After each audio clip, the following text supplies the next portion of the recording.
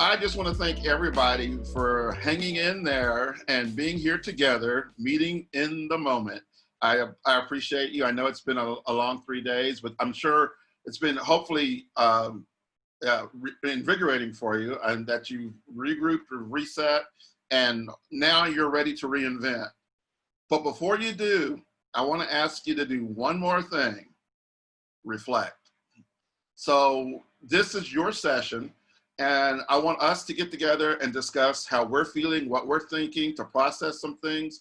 I want you to reflect on the times of the moment. I want you to reflect on where we've just been.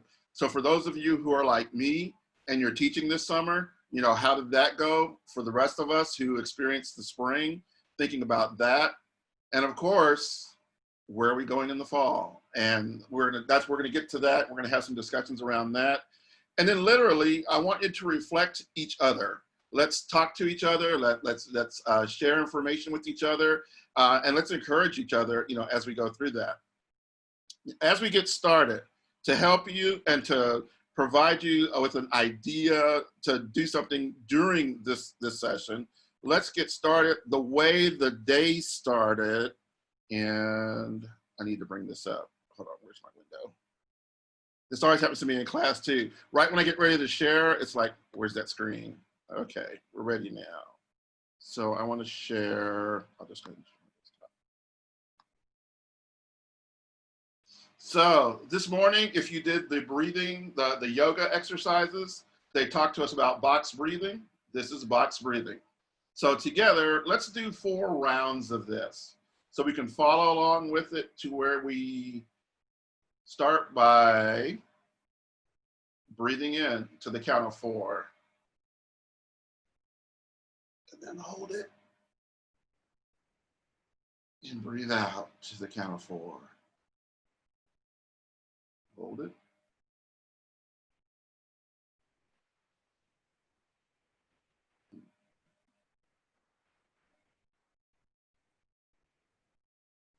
And breathe out.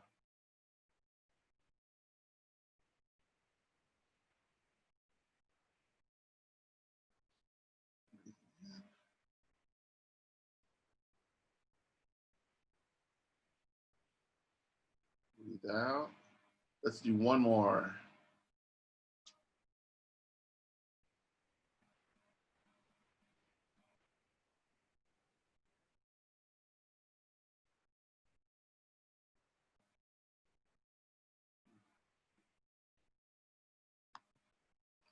Okay, so you've got the cycle. You know how it works. That's box breathing because of the 4 and the 4. You can do that at any time. So reportedly, this is what Army Rangers use to help them calm down before they have to be sharpshooters or whatever. I was told EMTs also use it, so that can help them calm down. So as we go through these stressful times, or if a topic is brought up that kind of brings up stress in you, do the box breathing, you know, calm yourself back down, kind of help you. And you can use this at any time. I do this with my classes every once in a while, especially if there's been like a lot of tension the weekend before, or things just going on or whatever, just to kind of help us get started. So let me bring up my notes again. I lost my train of thought on that one. Because see, it calmed me down. I just went there. All right, I think we are ready for our first Zoom poll.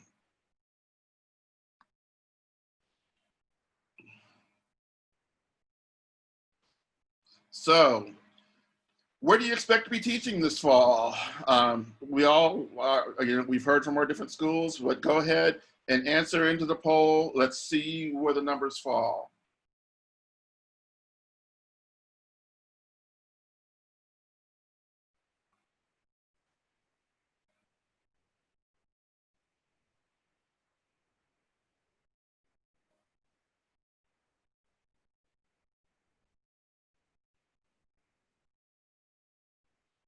Okay, we'll give it about 10 more seconds.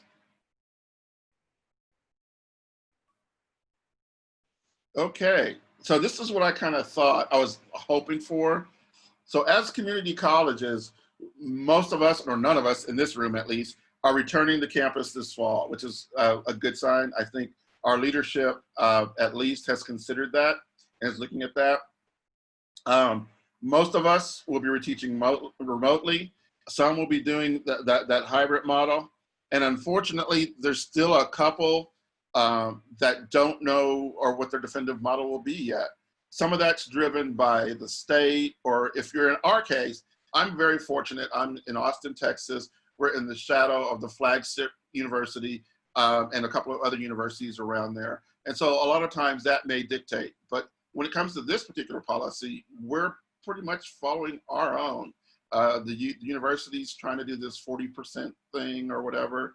But let's talk about that. So first of all, let's take those who don't know what model they're going to be doing.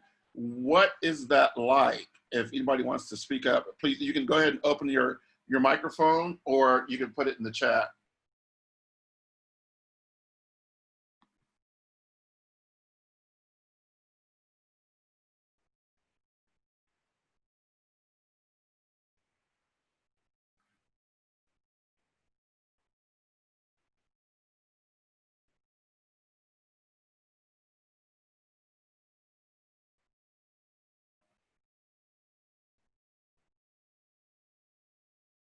Teaching opportunities, that's becomes a very interesting thing.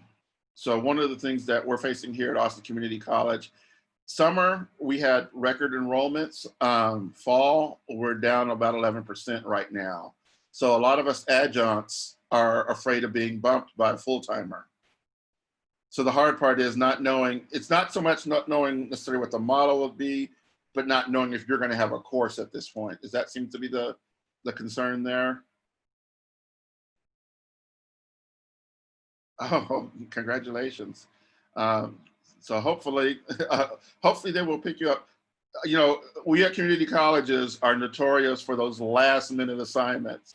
And one of the interesting things is I know that we've got, yeah, some of the last minute ones who get to eventually become full-timers. So there's hope out there. So we are the gig economy. That is the reality there. Is there anybody who is doing the hybrid model that wants to talk about what that looks like? Because a lot of people aren't clear what the hybrid model looks like.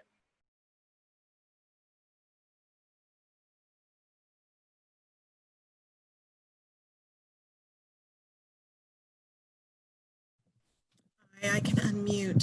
Sorry, I'm the one, I answered that, and I'm not with a community college. I am with a university, but I am interested in what's happening with all the community colleges and keeping up to date. So I wanted to pop in on this session. Hopefully I'm not overstepping a boundary there.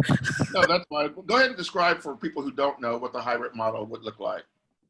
Well, you know, is anybody really sure what the hybrid model is going to look like? What we know is that we're opening up, we're a campus, we're a live-in institution, so we're really highly dependent upon folks coming in and staying in the dorms.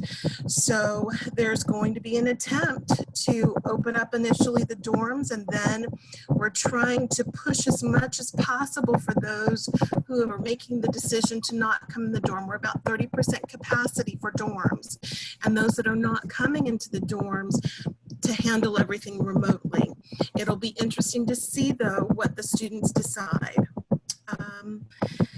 Yeah, it's not the best situation, but I think this is economy driven, right? Right. So those who are going to be staying in the dorm, is there going to be a sense of, I won't say campus lockdown, but is there an attempt to kind of control their behavior and their movement in the town and around campus? Now, Dr. Herb, did you really? Now we know human nature, and we've got young human nature in formation. So we are certainly making all effort to do so, absolutely.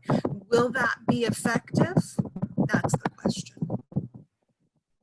Yeah, that's We have Okay. regulations in line for those that are in the housing. There's fines in place regarding that. We have a whole campaign that we run on the campus that I've been working on as far as just music that will play about remembering to wear your mask, remembering to wash your hands as you enter, da da da da da. So we're trying every gimmick you can think of, and not gimmick, I should say, but every scientifically based protocol we are trying.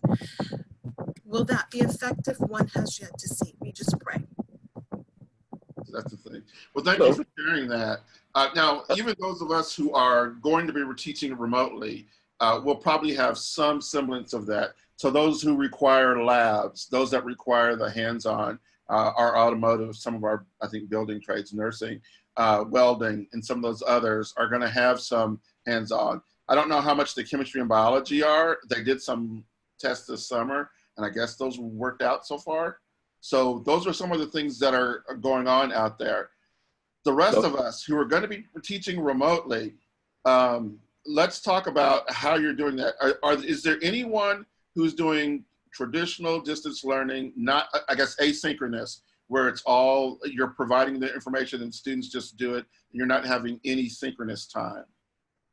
I wanted to talk about the hybrid learning, go back to that for just a moment. Okay. I'm a mechanical engineer with a professional license, and I do basically buildings, air conditioning, and the whole thing, where we use various different things to, filters and UV types of things to take out any of the carcinogens, viruses and diseases. When an architect designs for a classroom, lecture hall, they design for about 15 square foot per student. So it makes it problematic to get students 9 feet or 6 feet apart from each other in a lecture hall. But in a workshop, an architect designs for 100 square feet per student, whether it be in a lab, whether it be in a media space like TV, film, things of that nature, along artist residencies, those kind of things. So like machine shops that you just mentioned, culinary arts, places where you have more space, that's 6 feet, which is kind of arbitrary anyway. But so MIT about 4 or 5 years ago used its MOOC edX. I don't know if you're familiar with it or not. Has over 23 million students worldwide. And about 5 years ago, they moved away from the lecture hall, sage on the stage, to using the MOOC for the lectures, the textbooks, the quizzes, and the assessments. And then that freed up the professors to be guide on the side in homework sessions and in their various different labs throughout their campus, whether it be the hydroponics, the media labs that you hear about, on nation TV. And so they're more capable of, dealing with the COVID thing, with the hybrid, so they're not nearly as afraid. And the science regarding the virus with 25 to 1-year-olds, if you look at the data, which I am an engineer, and I'm always looking at data for statistics, just the ages between 24 years old, which is a college age student, down to birth, there's been something like a couple hundred people dying from it. Now, just in the week of prom, just the week for the prom, which is what, seniors and juniors and maybe their dates, just in that week, 300 people die in automobile accidents, just in that 1 week, just from that age category of 2 years. And during graduation, just in graduates, 300 people die in automobile accidents as well. So that's 600 people. And school shootings are down, which is a good thing. So you add those numbers together and you can see basically it's healthier to stay out of school than it is to try to avoid the COVID. The problem we have is we have senior professors that are in that risk category. And I would suggest that, we get in touch with science and the data and not let our fears get ahead of the science. And that's the problem. And right now, because this is a political year, it's become politicized.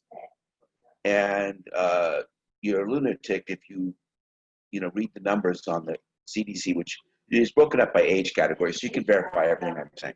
Anyway, that's my 2 cents on the hybrid. I think we're just a little bit too afraid of this thing, especially if you're younger. I'm 62, so I'm getting close to that risk category. And I think that's one of the big things. I think that many of us as the faculty have the concerns, because I was reading the thing earlier today about school-age kids. And yes, the children, there's been deaths among the children. But the fact of the matter is that most of their teachers are older. Many of them have other underlying health issues that kind of go along with that. And so that becomes the concern, I think, about, you know, when you return to campus, is that although the children themselves may not be getting as sick or dying from it, they can still carry it and transmit it. And that's the control factor. So back to those who are going to be teaching remotely. Do we have people who are going to be doing it just asynchronously? Or is everybody trying to do the Zoom thing or whatever platform? Hi, this is Tracy Parker from Dallas.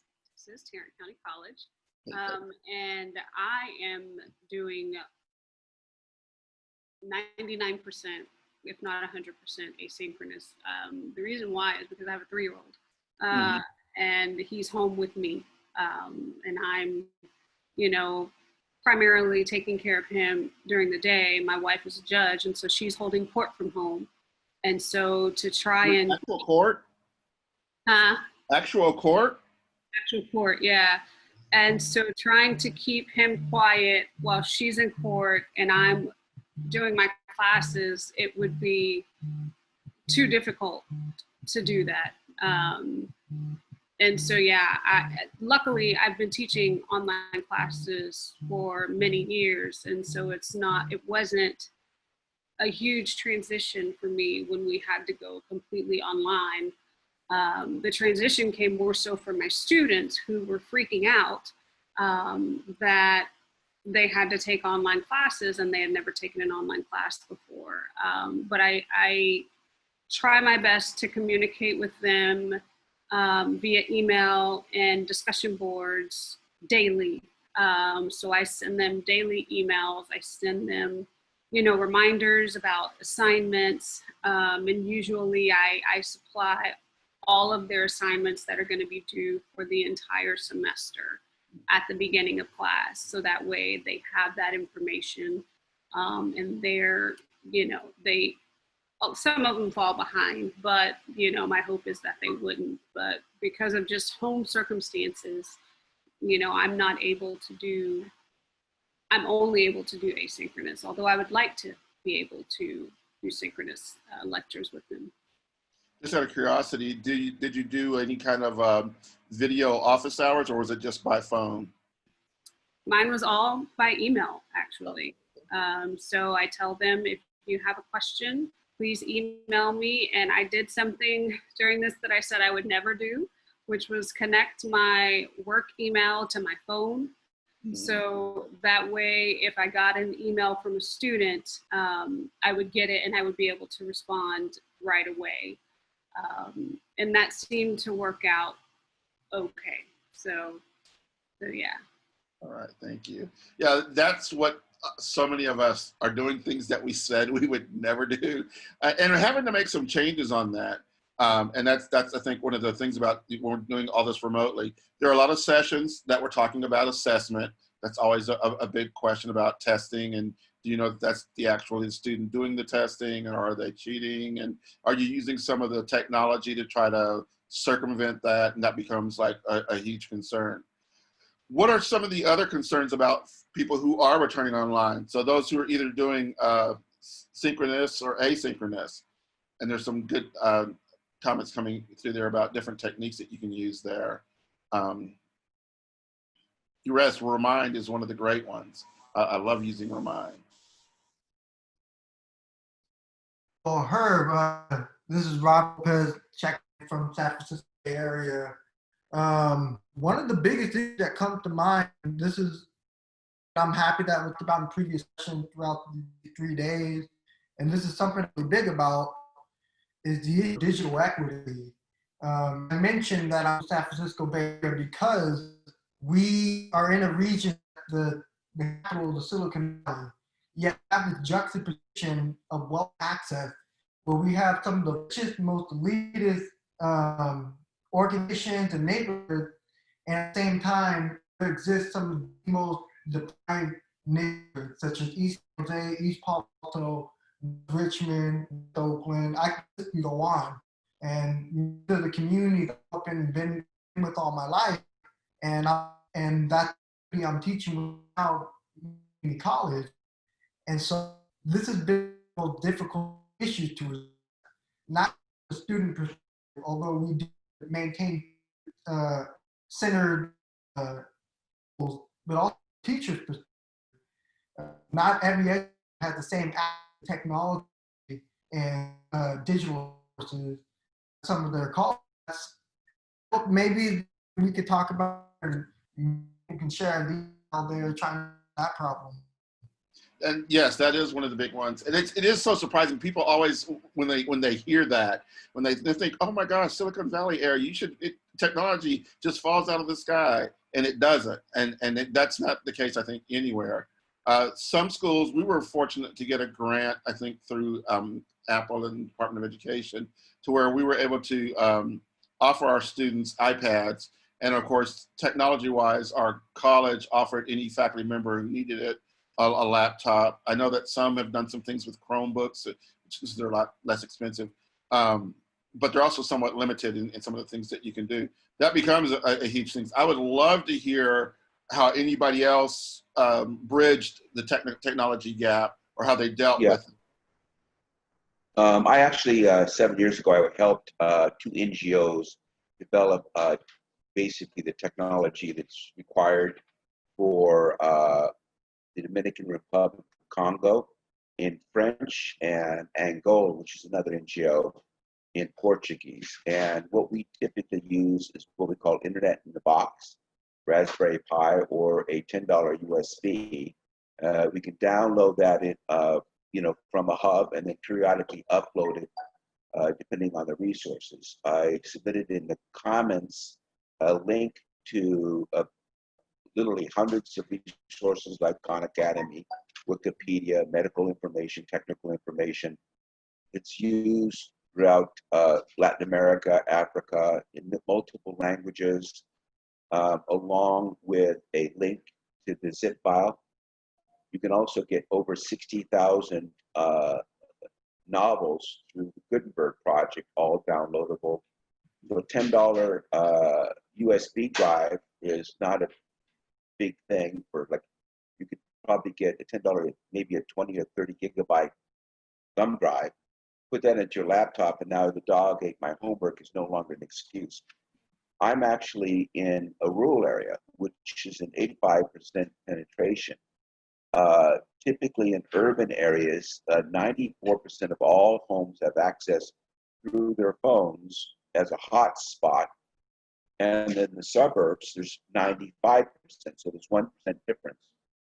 It's the quality sometimes that becomes a problem with the cell phone. So you have what I just mentioned, basically download a ton of information and then periodically update their information so they basically have internet in their thumb drive, or you give them the books and learn like Abraham Lincoln learned. Wow. So that's a very interesting solution there. I actually hadn't considered that one or heard of that one before. And I know that is very interesting. The initiatives that we've done previously for NGOs, you talked about, that suddenly we need to apply to our own school districts to make sure that students have access. For anybody else teaching remotely, how have you dealt with the access issues, or either for yourself or your students? So my name is Julie Morrison. I'm at Glendale Community College in Arizona in the psychology department. And well, we had a number of issues. We have 20 adjunct faculty who've never taught online, who are all teaching online this fall. And so what we did this summer is our highest enrollment course, our Psych 101, all of the full-time faculty and then a couple of our adjunct faculty collaborated to build out a brand new Psych 101 course shell where we each taught one of the chapters in our area of expertise. We created like 80 total videos by kind of crowdsourcing it within our department. And then we use an OER textbook, and we tried to make sure that students could do it entirely from their phone if they can't have access easily to a computer at home. So that was one of the ways we tried to deal with a lot of the complexities associated with our current challenges. And then we're just going to be kind of working collaboratively all semester with all the faculty who are teaching with this brand new shell to figure it out and to meet challenges as they come up, and then kind of go from there. Well, I love that collaboration. I think that's really incredible to be able to pull people together quickly and to kind of do something like that. Someone had put in the chat, and there was a question that was brought up about that a lot of adjuncts are feeling like we're having asked to pivot and to do some things to change this courses without any additional pay. Well, whereas the full-timers are officially still on contract, so it should be part of theirs. Did that come up as an issue or discussion point? So I'll just throw one more thing in about that one. So we are on 9-month contracts for residential full-time faculty. So we did it all on our own time this summer as well. And so one of the things that we did is we said, all right, we will prep this course largely for you and take that out of the hands of the adjunct faculty to respect their time. And in lieu of that, we would like you to spend 10 hours this summer potentially in how to teach online training. So we tried to take the course prep away because we knew that was a much bigger responsibility, and asked, and it was voluntary in our department, for faculty to step into the training space. Fantastic. But yeah, none of our faculty got paid anything for any of the work really they did this summer. That is very interesting, and I'm sure that when we get around to the end, when we come back to that, because that sounds very interesting in terms of a way to approach that. Was there a technology issue with any of your faculty or your students? In terms of technology access? With us in general, we used all sorts of different technologies. Everybody recorded something, and we'll see how well it works for students in the fall. It's going to be the test case. All right, well, that's great on there. Hi, Go ahead. this is Lee Purcell. I teach at Ivy Tech Community College in Indiana. Okay. We're a statewide system, they think. They say, whatever. And although I am an adjunct, I don't think most of our full-time people realize that I teach so many courses, and and I've been there for so long. But in our institution, when we had the first turnover of courses, I mean the flip of courses, they offered about a month into the semester $150 stipend to the adjuncts for each course that they had flipped. So it was at least a gesture, I mean, obviously there's still development in those things, and a lot of us are at loose ends. I do teach online classes and have been course mentor for statewide online classes. So it's been a matter of helping each other through this too. Yeah, and that's great that they've been able to do that. And once again, the helping each other, the collaboration, I think is one of the key things. As we were talking before, I just kind of flashed on some of the videos that were out there, and somebody has already mentioned, Khan Academy. So a lot of times we feel the pressure to create things ourselves, and there are a lot of resources that we can repurpose that are out there that you can kind of bring in. That certainly helps. I'm imagining that I have a colleague now in Arizona who has a course shell they might share with somebody at some point that other people who might be able to use as they go online with that. So I think that's one of the key things, certainly being able to work together. But it was difficult to make the change, especially if you weren't trained. Training is a big part. Does anybody feel ill-prepared, or they feel like they've gotten their feet grounded now on it? Or is that still the biggest issue, getting people trained to teach online? I wanted to make one mention regarding content. The open courseware movement allows for free use of all of the content from MIT, Stanford, UC Berkeley, along with syllabuses, and then you can add your own human element as an adjunct, so you don't have to do any more other than just basically copy and paste and put in the YouTube videos and things of that nature for some of the courses that you cover. I was bringing it into my MOOC in 2010. So you can develop all of your stuff, and then you add that soft part. I think you've cut out just a little bit there, but I think you got what he was saying is that, yeah, so that's great with some of the prepackaged stuff. Now, of course, obviously your students want to see you or hear from you at least if you're going to be doing it asynchronously. So that way that they have that local touch with it and they feel like it's not just canned, whatever instruction. But yes, that is certainly one way that we can look at it. Any other thoughts about remote teaching before we go on to our second poll? Hi, this is Grace Beam. Yeah, wanted to talk about something. I've been teaching online, probably for longer than some of you have been alive. I used to teach online when it was called computer-based training and there wasn't a World Wide Web, but that's neither here nor there. But anyway, what I found after I spent this spring basically helping other people learn to teach online. And it's always interesting to teach that welding instructor who can barely get his email and never saw the need to get online to help him get online and find some online things that he can use with his students. And so that was interesting. But what I found this summer now, especially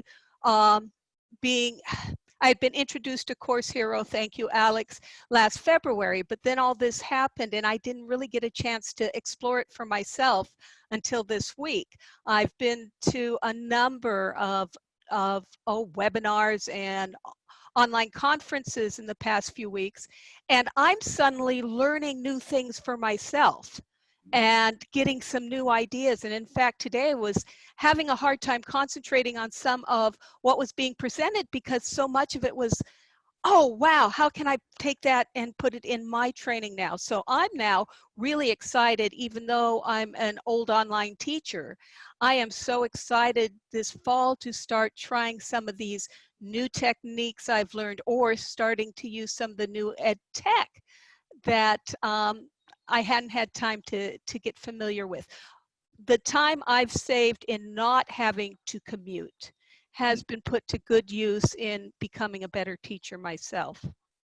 That is fantastic. And yes, I'm trying to think which one I want to address first. Let me go back to the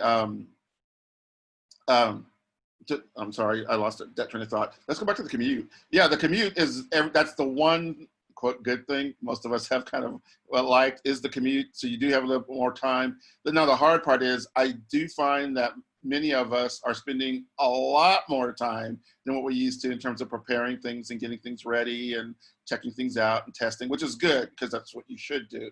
But before you didn't worry so much about whether the computer in the classroom was going to work. You didn't worry about its connection. You didn't worry about a lot of different things there. But now you've got to do that with all your stuff and making sure that your things are working there. That goes along with that. But yes, definitely, thank you. While you were talking, the poll popped up, so people can go ahead and answer the question. What is your biggest concern as the fall semester approaches? As we look at this, and it looks like we're getting answers all over right there. It did sound like from the previous discussion that most people have an idea, at least of where they're going to be in the fall. So plans aren't that big as an issue. Let's talk about safety. So this is really a bigger concern for those who are going to be out there, but also for those of us who are going to be at home. And the safety of our students and some of that goes along with that. As this progresses or continues, what are some of the safety concerns that faculty are facing right now?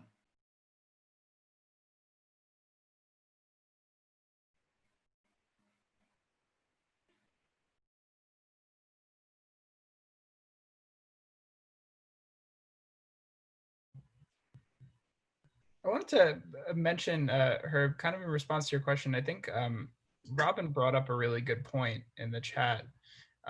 Sorry, I'm trying to pull it up.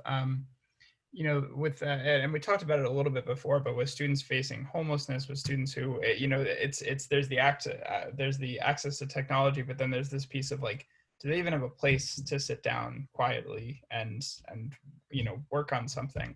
And Herb, I know you've done a lot with like mobile and things, but I don't know if anyone, I don't have any answers or insights, but I'm curious in terms of like student safety, if anyone has heard or noticed anything that's been particularly troubling. Well, one thing I deal with is I teach students who are out working in childcare centers.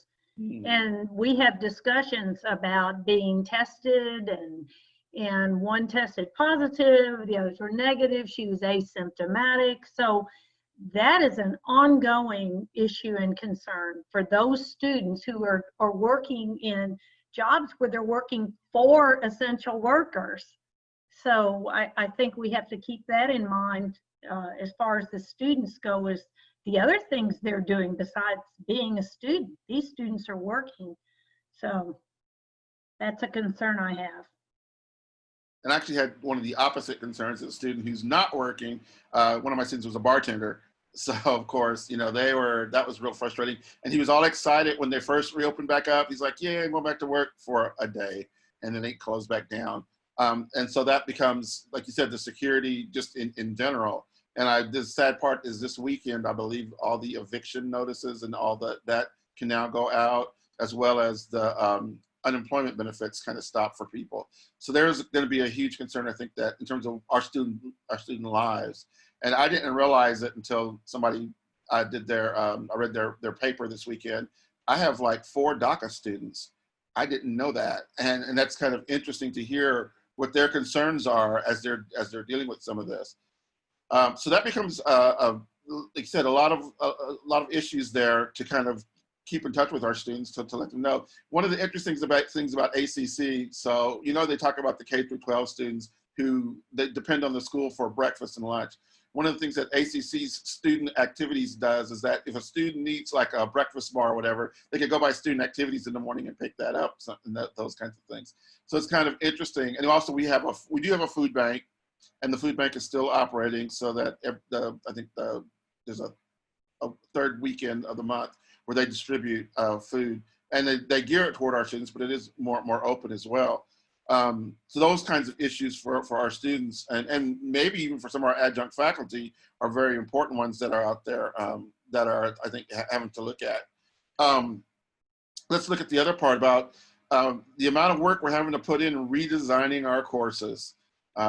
I did, for my own course, immediately when they talked about summer, I said, I've got to be synchronous, because I don't have time to make it asynchronously and make it well. So I don't have time to put it together to do that.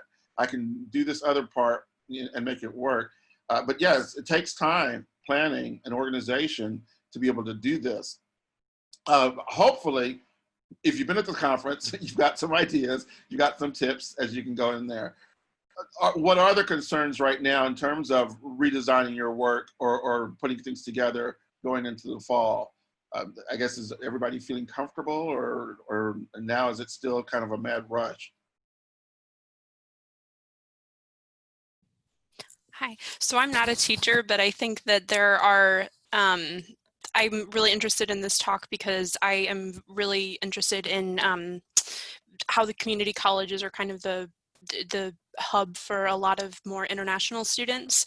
I've worked with I worked with immigrants and refugees for a year, and was blown away by just the barriers that people aren't even aware of that they face. So I think people have been saying it a lot, but what's really stood out to me in this conference, and I can imagine this would affect the way that teachers would design their courses, is not only the instability of things, but just, how do you create materials that students can have access to, which I know you had kind of touched on earlier.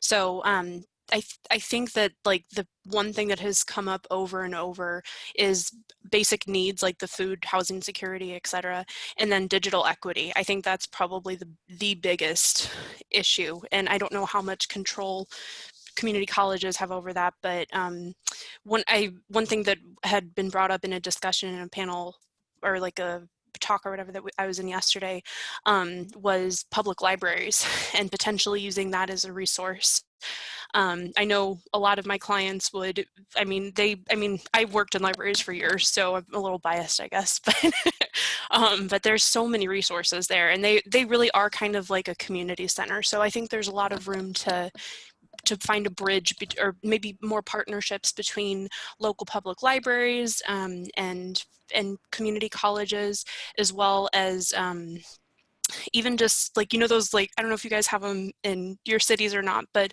they're like the little neighborhood libraries. Like they'll be like a little house and they'll have books on there. And so that's a free thing. So that can really be like a grassroots community thing. And I think that might, I don't know, just stuff kind of along those lines on more of the local level, I think. So that's just my 2 cents. No, thanks for that. I appreciate that. So I don't know, it was mentioned earlier before how, Austin Community College, we have all these buildings. We have, 13 or 12 buildings now where we teach out of that we're not really using. They all have Wi-Fi in them still, and the Wi-Fi is still on. So we talked to the IT department and got them to point that toward the parking lots. And so now students can go and sit outside the buildings. When this first started, I flashed back to the 2009 era. I remember people were sometimes getting arrested by hanging out around McDonald's like at midnight just to get on their Wi-Fi. So they're sitting in the parking lot doing that. So, and the libraries was another area that you can kind of do that. So we definitely have recommended that and kind of push those kinds of things out. Obviously, some schools have given out hotspots and those various options. And of course, all the Starbucks that are open, or McDonald's or whoever else that are still open, that have Wi-Fi that may be pointed toward the parking lot, or some half-step solutions are not the best. I've had a couple of students who I kind of shared that information with, and she said, but the bus isn't running. So not only could she not, she had to fight for Wi-Fi at home because she had brothers and sisters and their parents were working too. Everybody's trying to get on the Wi-Fi at home. But then she didn't have transportation to get to the campus, to sit outside the campus, or even to get, to somewhere else. It was kind of an interesting challenge there. So that becomes kind of the interesting aspect of us. Is there anybody else who has course concerns specifically? There's only a few that had, confidence issues. I'm sure there's some other issues out there about your courses or any of that.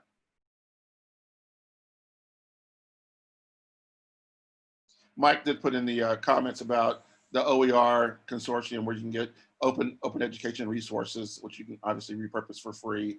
And that's a big movement that we're definitely involved in, about getting resources out there, for students. So any other concerns or thoughts about your courses? Are you ready? I mean, this sounds like that we've gone through some training. We've got some models out there. Somebody said they just in the room. There you go. I think that after this is all over, and I hope it's over relatively soon, we're going to have to look at what we've done in terms of some material that we've added in terms of accessibility, because with all the standards that are in place, I know that in my own, I'm trying to get all over it in terms of, okay, what's not working, what's not going to work. Thankfully we've got evaluative software that's cluing me in, but the more that I tinker with it, the more of course, because there are so many things that you have to consider with respect to accessibility to the course. So. That is true, and a lot of us, because we had to spend on the dime, we had to do it quickly. I'm guilty that every video is not closed captioned. We do have some software that has helped with that. Now, the one good thing that does help me is that if you use Google Meet, for instance, they can turn on closed captioning, so they'll see.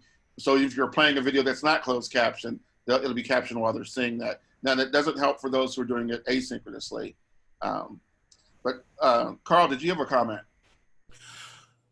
Yeah, I mean, one of the concerns that we have is the question of agency. We have a lot of students who are really given two choices. The choice, which is put themselves at risk physically by coming into face-to-face, or do online when they really had never planned to do online. So I want, we want the students to get the best experience that they can. And I think that's also paralleled by faculty who are put into these two less than ideal circumstances simultaneously.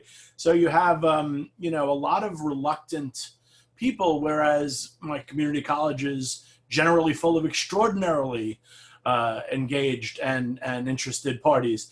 Everybody who goes to, you know, I teach in a small community college in New Jersey, and, you know, we just went through the first surge, and there was a real sense of esprit de corps as we transitioned to online, and everybody pitched in. But now there's going to be a sense that, is this, how long are we going to be doing this? And are we going to be missing the opportunity to be in that face-to-face environment, you know?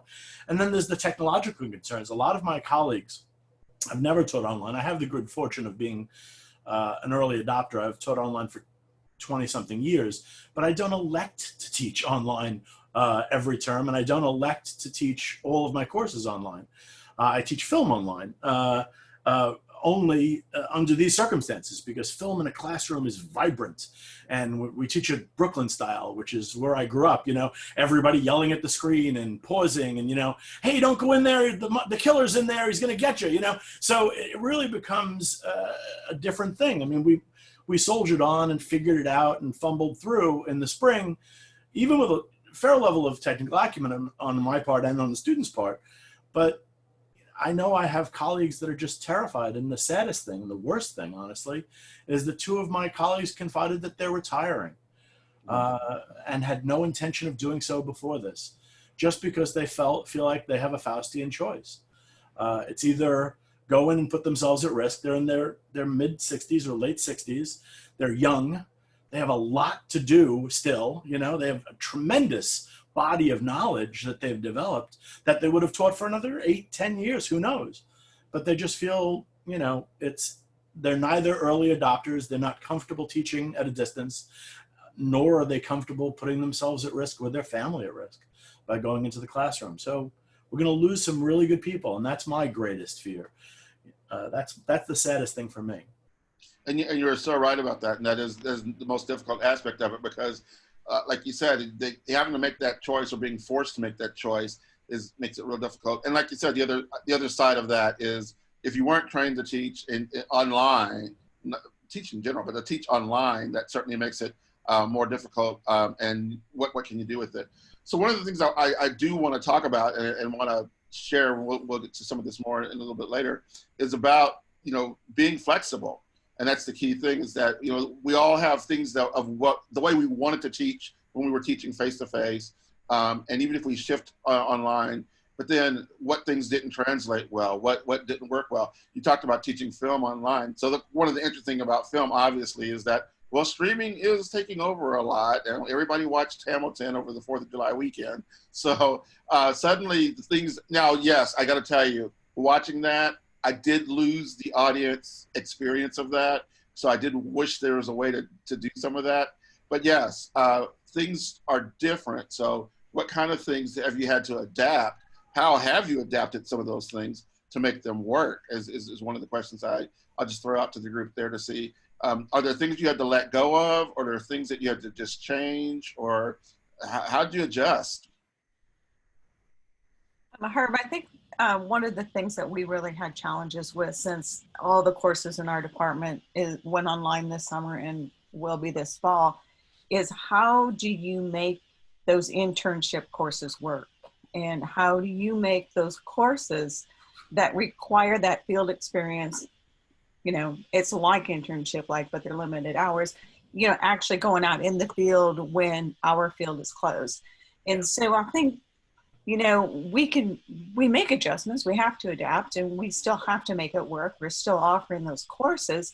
But the concern is, are we being authentic to the course and what students are expecting in those experiences? And are we able to offer what we need to offer for them to have that? And I think it's, yes, we can meet those outcomes in a different way, but are we doing justice? Are we really meeting those expectations outside of those outcomes for the whole purpose of that fieldwork and internship courses. So that's been a challenge for us. Luckily, we were able to teach this summer. So I kind of feel like that was a trial run and gave us an opportunity to tweak before I'm going to roll this out into all of our courses. But I'm just curious if other people have had those challenges or if they just chose not to offer internship courses at all, which would actually impact student succession toward graduation. Or was there anyone else who was offering internships that had to kind of deal with that? I was wondering how student teaching was going to work this year, and and educational observation for people who are going to go through into the education department. In all honesty, I think we're still wondering about that too, thinking that we might have a plan in place, but we're not sure what that's going to look and feel like as it rolls out. So yeah, I'd love some feedback or any insight into how others are doing this.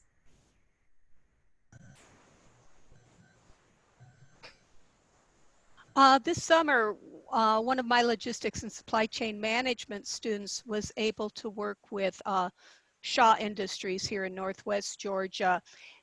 Shaw had actually planned on bringing in a number of college interns from some of the colleges around here. They do that every summer, and they're really great to work with. What they created was an internship opportunity and a project for their interns to work on in this particular division that the interns could work from home. And I thought that was pretty cool. So he got to have his internship, he got his internship credit, and he was able to work from home. So that was one way we did it. That was a great town and gown partnership there for them to be able to, instead of just saying, sorry, can't do internships, that they actually figured out a way to make it work. That's fantastic. And those are some of the things that can give us hope that we can kind of work this thing together. And as long as we've got cooperative and collaborative partners, we can maybe do some things with this. One of the things that we do a lot is what's called service learning, where students as part of their course will go and work or help with some project out, in the city. Well, service learning's pretty much been shut down at this point, as obviously our study abroad program this summer didn't go because you just kind of lost that opportunity there. So there's a lot of those kinds of things that are very difficult, I think, to adapt. And when I hear those problems, I'm like, okay, I can work with anything else that's in my realm, because those are like some really tough issues, I think, out there, having to look at there. Looking at the last of ours, the adequate technology for students is still going to be an issue. In the spring, cable companies rose to the occasion and gave free access to some people. Yeah. A lot of software companies and a lot of textbook companies actually gave free access. Free access is over now. So we're not getting that anymore. Even our good partner, Google, is like gonna stop letting you record meets for free. So there's a lot of changes that are gonna be happening now of things that worked before that we may have to make a shift on, kind of look at as we go forward with this. All right, I think I'm ready we can go ahead and get rid of that poll. I'm gonna share my screen. I want to give you a quick, I want to give you a quick example of how that type of a service learning internship can actually turn out incredibly well. We had a student in Jambox in Manhattan doing recording at the Jambox studios, and all of a sudden everything shut down and everybody and I had to immediately call him back and say, you can't go into the city. There's an issue of life and limb here, but we're going to make it work. And I got on the phone with the principals over at Jambox who have hosted interns for us for years. And I was expecting to say, I'm really sorry, we can't do this. And they were like, are you kidding? We've already set up an online thing. He's teaching us how to, the intern was teaching them how to do remote recording using the software that he knew better than they did. And he's like, can we keep him for the rest of the summer? And I'm like, you can hire him. That's certainly within your purview. And they were like, oh, that's a great idea. We're going to definitely put him on. And he's still, I touched base with him after we did our summative, and he did his reflective essay at the end and his journal. he had grown 10, his heart had grown 10 sizes, and their experience with digital had grown 10 sizes. So, he had become like the mastermind of that studio because he was a digital native, and it really worked out beautifully. So sometimes this can, crisis can rarely become opportunity, and it became opportunity for the student and for the studio, And I'm willing to bet that after this is all over, they are definitely going to be definitely one of your interns for the future. Oh yeah, we have a good relationship with them, and this just amplified that, and it really gave them an understanding that we have talented students who can come their way, but especially so in this crisis, That is fantastic. So I'm going to ask you to kind of shift a little bit. If you have a phone or you want to open up another tab, I'm going to ask you to do a different type of poll. I think Elsa wanted to Go ahead, Elsa. Yes, I was just going to say it was about the internships, and I don't know what we're going to do for the fall, because we had students that we would place in, if they were in marketing, maybe they would go to an advertising agency. If they were interested in the food, then we'd place them in one of our grocery stores, our local grocery stores. If they were interested in management, then they could do something in management. Even within their own jobs, then we would talk to their managers to put them in some kind of project management to show their skills. But many of these places have closed. And so I'm really wondering what we're going to do, because that is a course in our associate's degree that is the last course that they do. And so I don't know how we're going to do this. I think someone said earlier, is this fair to the students that we're not giving them the opportunity to show the skills that they've learned throughout the courses that they've taken in business management, because that's what it's supposed to be, a culmination of pretty much showing off your skills. Yeah. And so how can we do that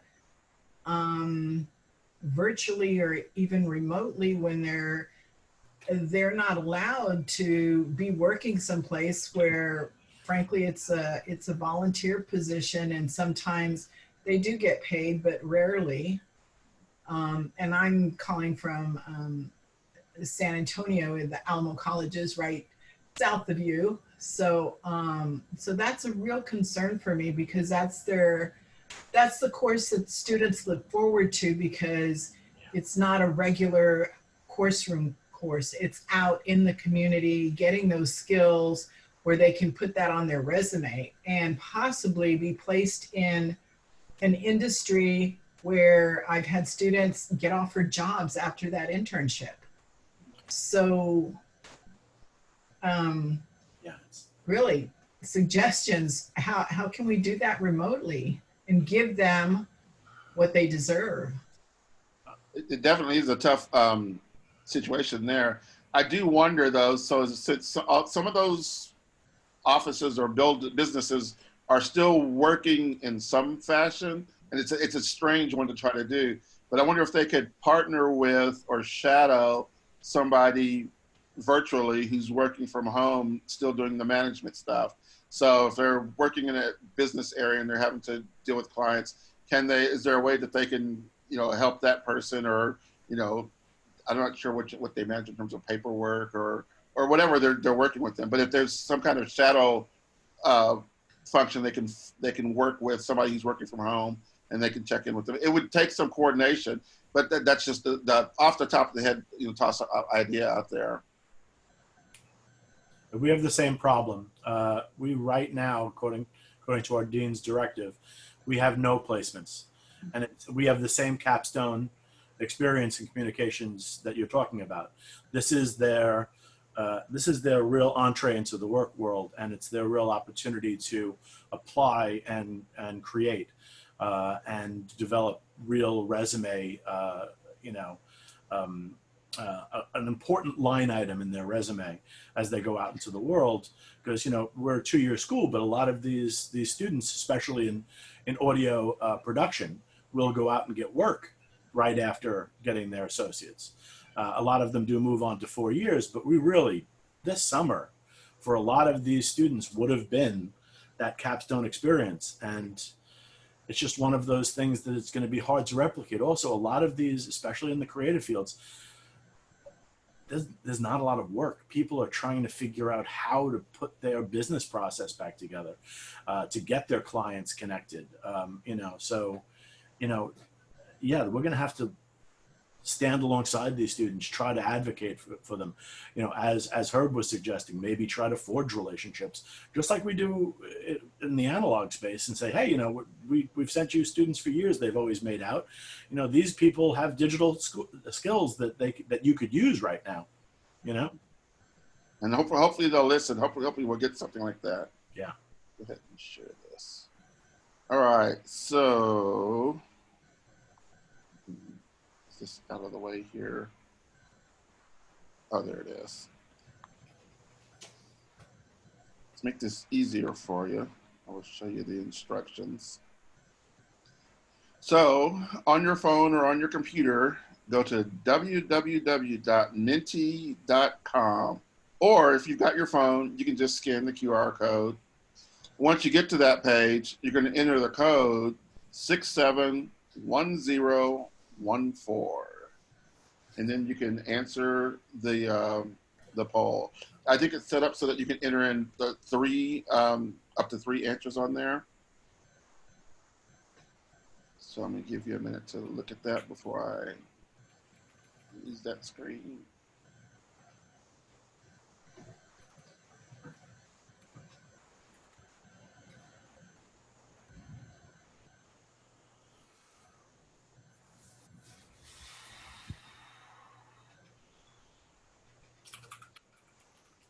So the question is, now that we've had half a semester of the spring and some of you worked the summer, tell us what worked well. And you can, it says a word, but you can usually enter up to like 3 words, I think 25 characters.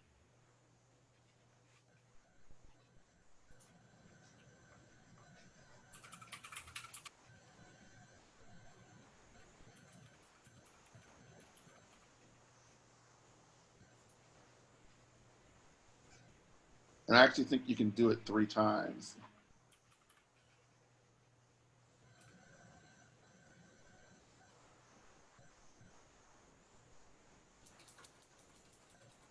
Ed, do you know anything about the weather? No? So collaboration seems to be the big one. That was the one that I was thinking, I was hoping would be there. Math, there we go. Community. Nothing worked well. Oh, that's disappointing. We versus just me, utilizing the technology. So this is one of the things that we need to kind of obviously look at and celebrate. We adapted. We did some things. We got some things done. We got students through it. We finished, we accomplished. Sometimes not in the best fashion, but in a fashion. So adaptability definitely was the big one there. So that with that, thinking about what you're going to take forward, into the future as you think about that. Different people, the different teaching modes that people have had to figure out. What other, being exposed to students' needs, and thinking about how you can kind of work with those or deal with those in the classroom, or at least make allowances for those and to allow for adjustments. One of the great things I heard at the very beginning of this whole thing was that grace over grades. So when you have the opportunity to give the student a little leeway, or to give them an opportunity because they're dealing with things. I was talking to a student the other day who had a cousin who died of COVID, and that was devastating to them. And of course they missed the test, but I always have a setup for makeups anyway. But yeah, that's kind of, they're really dealing with it at some point. thank you so much for participating in that word cloud there. We're going to do another one in just a minute. But I wanted to get that one out there. And also wanted to give you the opportunity to talk about what worked for you this semester, this summer or this spring. Is there anything that you did differently in the spring than you did in the summer? Anything you added, something you discovered? You can even highlight something you learned during the conference.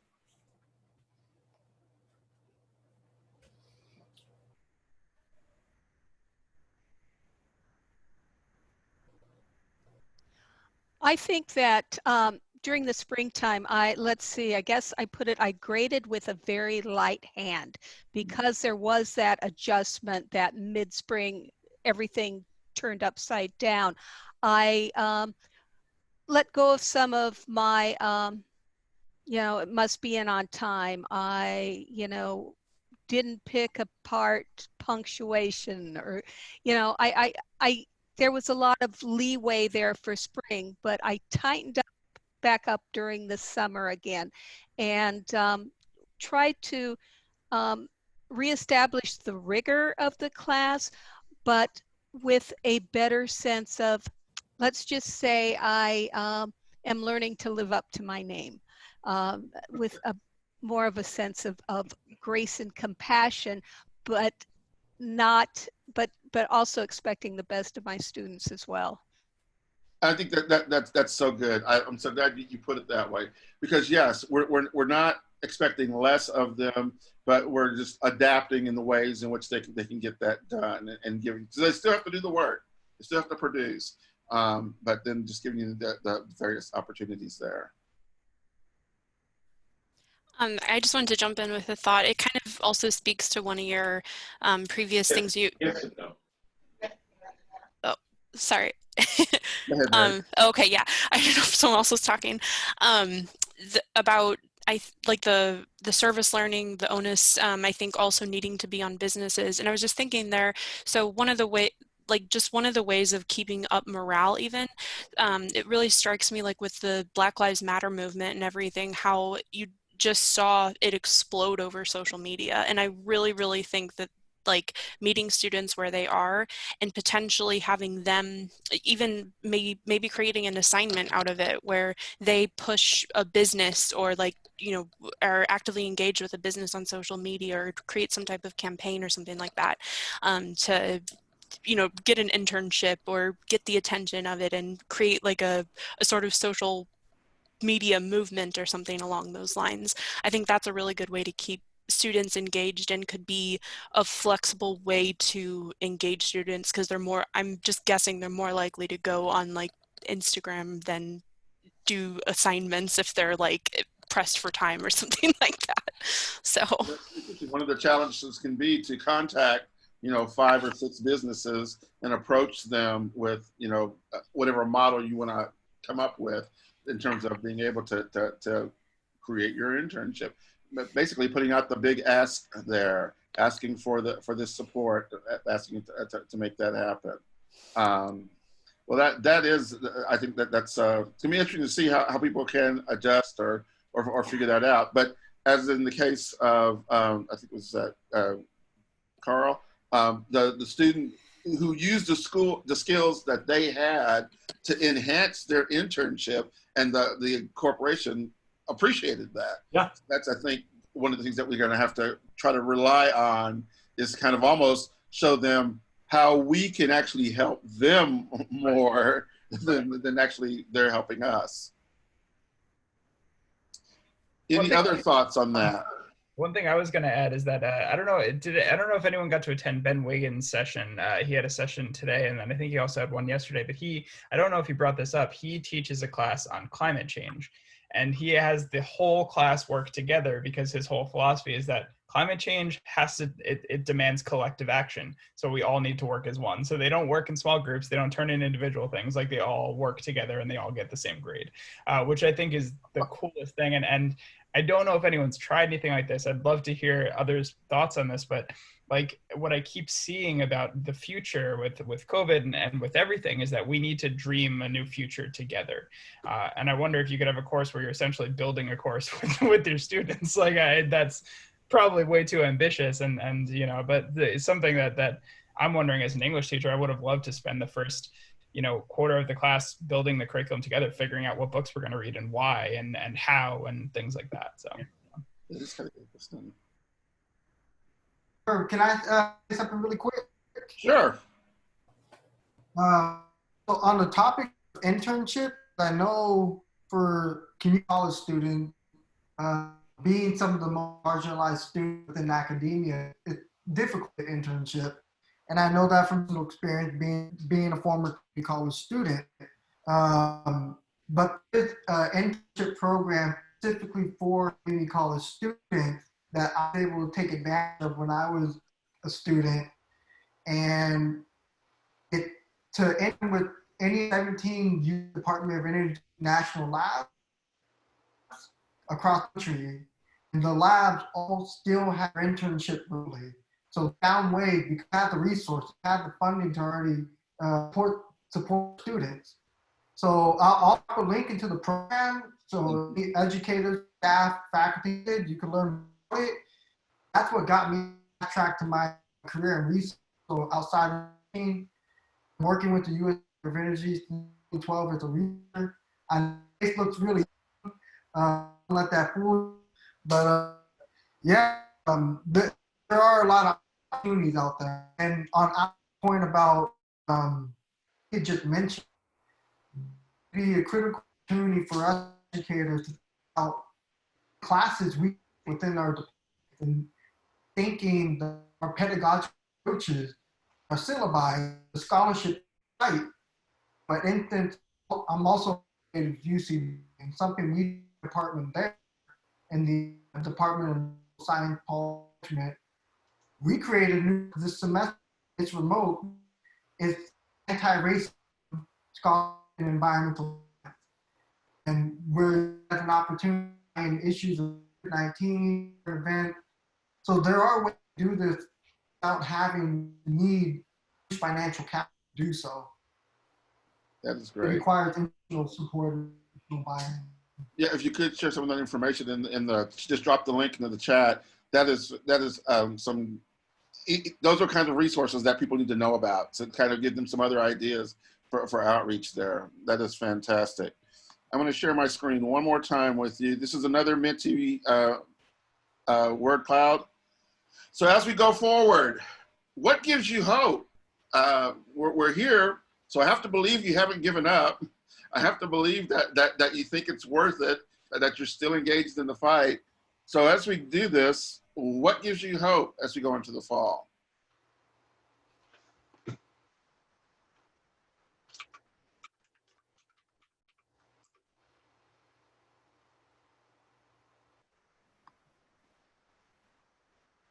Should be that same Mentimeter link that you did before.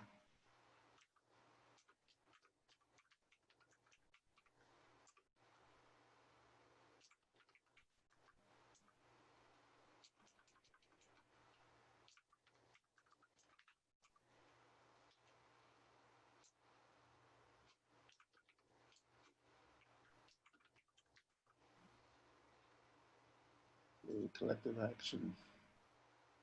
Colleagues, definitely rely on them. Students. The fact that we have students is definitely giving me hope. Vaccine, yes, coming soon.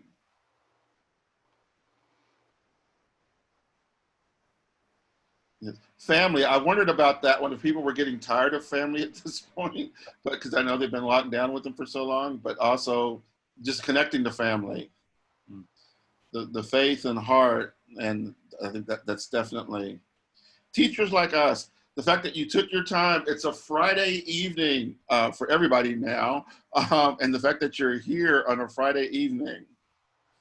Possibilities, yes, there's all kinds of new things that are coming out. We've learned a lot of things over the last few days, so we've got some possibilities, some opportunities to kind of try some new things and to challenge ourselves as well as our students as we go forward with this. Here, here. see if we get a few more words in there. Better. I'm hoping we can be better, do better. Collective action. Lifelong learning, and that is the challenge. I explain to my students, technology is going to force you to become a lifelong learner if you weren't already. So here you are. We're still learning things and figuring things out, and we're going to discover something. I mean, this is so sad. A simple little thing that I learned about doing online discussions.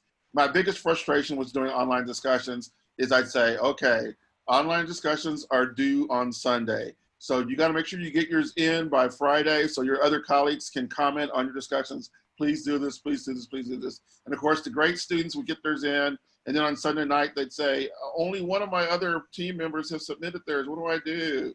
I said, well, comment on that one. You know, it kind of frustrating. And then just we're talking to somebody, this great idea came up. Make everybody's first entry due on Wednesday. And then by Sunday, comment on those. So if they didn't get it in on Wednesday, they lose the points. You kind of trust. Simple little thing like that I've been teaching online for how many years, constantly frustrated with those, and now I have a solution. So solutions are out there. And we figured out, I think, a lot of different things by working with each other and talking with each other. And even those of us who are training faculty, who are working, who are getting our various training certifications, still are learning various different things out there. So we've got about 10 minutes left on there. Are there thoughts, concerns, ideas, just anything that you want to express as we get ready to go into this next period here, dealing with teaching, where we teach and how we teach? Yeah, I just wanted to say, this is Lisa. Thank you for the information and interaction in the space. And on a comment about creating a collaborative syllabus in a class, this is an experience that I actually had as a graduate student recently, where we chose with our faculty members differing readings for the course and the curriculum. And it was really great or engaging to be able to have our kind of student interests as the focus of the course. And I believe it would be effective at the K through 12 level also, especially with news and engaging with Twitter or social media. So thanks. Oh, that's fantastic. That is great. So there you go, you know, and repurposing it in other areas. I know for me, just the thought of trying to build curriculum with K through 12 students freaks me out, but that's just me. I teach at a community college for a reason. Other thoughts for the good of the group? Keep up hope, don't give up. I think that's the most important thing. I know it's hard, like it can seem like it's forever, but I think that it's really important to keep the perspective that greater good can be brought out of this. Like we talked a lot about how social inequities have been exposed, or not that they weren't there in the first place, but that more people care about them now, or more people are aware of them now, especially people who are in positions of privilege. So I think that it's kind of like how you look at failure. You know, you can see it as something that completely gets you down, or you can see it as an opportunity to grow. And so I think that just keeping that perspective, and I'm like a huge Journey fan, so Don't Stop Believing is like the best song ever for that, if you want. Or just have a dance party, just have fun, just like make little moments of fun, and that'll help you, I think. So both for yourself and your students. Definitely don't stop believing. And yeah, you know, do that. I talked about doing the breathe exercise. I also start each class with music, and we talk about the music and how it relates to what it is we're talking about. And I let students suggest music as well, because apparently my music tastes are a little bit old. Yes, celebrate with your students and those around you. Other thoughts? I'd like to say that I didn't realize until very recently, because I consider myself quite resilient, but I didn't realize how much all of this has affected my head. And I think that we should all, I mean, you say take the deep breath, do some meditation, do whatever, but if we don't realize that it has affected us, it's going to come out in ways unpredictable and at times that we probably would have done something otherwise, you know. I mean, I think for us, there are times, even, you know, in the non-coronavirus era, where we could have, you know, stressful situations where we can recognize it though, and sort of step back. Again, I don't want to, you know, say because I'm having this experience that everyone is, but I think that we should all be aware because we're all facing the same kinds of stress situations. And if we don't have, you know, the kind of nurturing institutions that we all probably would love to have, we're going to have to do something. You know, it's sort of like the situation, you know, in an airplane, and please pray for me because I'm taking a flight next week, where, you know, you know, where you lose cabin pressure and you have a child with you. Well, you do put that mask on yourself, because if you go out, you're no good to them, you know? So, Well, thank you. Yeah, I think you brought up exactly, basically what I was going to say somewhat. To close with, to say that, you know, I want to thank all of you for hanging in there this late time to kind of be with us and to share your thoughts and to just for what you're doing, because it hasn't been easy, and it is a time of uncertainty, and it is easy to get down and to lose hope. So I hope you got some ideas out of this, and I hope the biggest thing that you realize, if you heard some of the things, was collaboration, working with other people, collegiality, sharing, supporting. That's been I would think a big thing. I hope you met somebody that you can get some contact with. There's I think a directory, and you can probably you can look through and be able to email folks to follow up, because hopefully you got some things that you're going to hopefully be implementing and you might need some help with. The biggest thing that I want to say is that you're here, you've stepped up, and you're answering the call. And so I really appreciate that. At the same time, I want to say, give yourself permission to opt out. If the safety, either physically or mental, it gets to be, you know, too much, you know, we have to at some point step back. So definitely take care of yourself. That was going to be the big thing. For all my classes, I always give them a copy of my favorite poem before we leave, but I'll just take a line from that and just say, beyond a wholesome discipline, be gentle with yourself and others. Thank you so much for being here. We really appreciate you hanging in there. We really appreciate you coming to the conference and checking in. We really appreciate the job you do teaching. We hope to see you again. They're going to be, Course Hero is there for us, and they help to keep us together. And they're going to keep supporting us as we go through all of this. So thank you so much, everyone who came in. Thank you, folks. Stay safe. Thanks so much for joining, everyone. It was such a joy to meet you. Feeling very grateful. Thanks so much. Take care. And if anyone's interested, last thing I'll mention, we're about to nice, perfect note to end on, Herb. We're about to enter a happy hour where it's all positive vibes. We're sharing successes. We're sharing what we're excited about next semester. It's just going to be a big love fest to end the day.